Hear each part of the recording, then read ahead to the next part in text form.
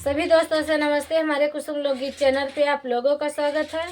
एक छोटा सा प्यारा सा देखिए, हम तीनों सहेली नाच पर के गीत सुनाने चल रही हूँ। गीत अच्छी लगे लाइक सब्सक्राइब करिए, कमेंट में बताइए। आप 5 मिनट के समय निकाल के वीडियो जरूर देखा जाइए। हाथ जोड़ के विनती पर सपोर्ट कर जाइए। 2 चैनल और बन गया वहाँ सपोर्ट करिए। कुसुम ऑफिशियल, सुनैना ऑफिशियल। और वहाँ नाच पर के गीत सुनावे चलते गीत अच्छी लगे भाई पढ़वा देहे बा उपणिया देहे बा। कुसुम दीदी के लिए आज बच्चा मतलब भैंस बच्चा देहे बा, उसी में परेशान है। पड़िया देहे बा, बहुत खुशी की बात है। लक्ष्मी आई है, चल कह दे पुजारी जरूर खुशी में हम बच्चे नाच गीत सुनाओ। चलो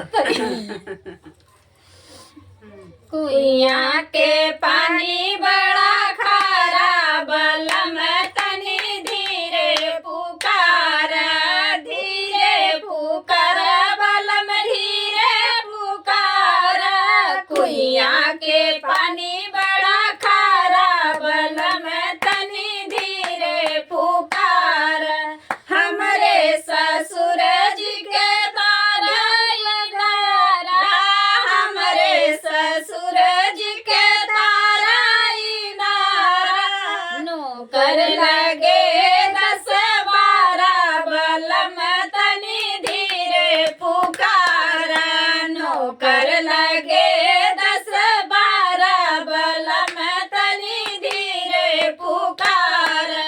कुइया के पानी बड़ा खारा, बलम तनी धीरे पुकारा, धीरे पुकारा, बलम धीरे पुकारा। कुइया के पानी बड़ा खारा, बलम तनी धीरे पुकारा।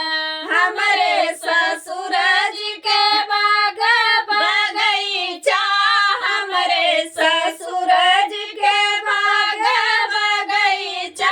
नौकर लगे 10-12, बलम तनी धीरे पुकारा।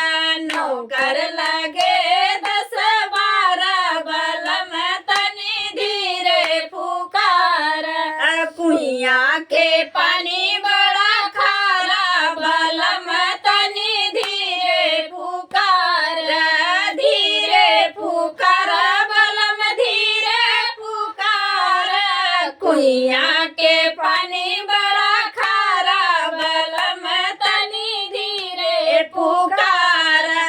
हमरे ससुर जी के महला अटारी, हमरे ससुर जी के महला अटारी। नौकर लगे 10-12, बलम तनी धीरे पुकारा।